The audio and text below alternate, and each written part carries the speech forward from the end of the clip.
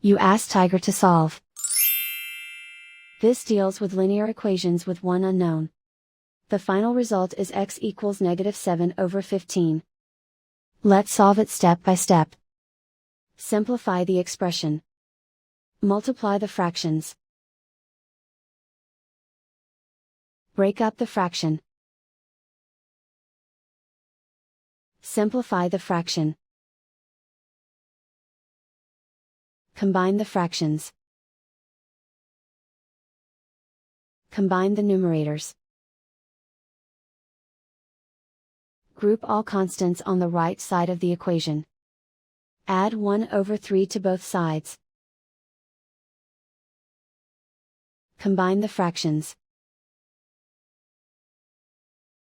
Combine the numerators. Reduce the zero numerator. Simplify the arithmetic. Find the lowest common denominator.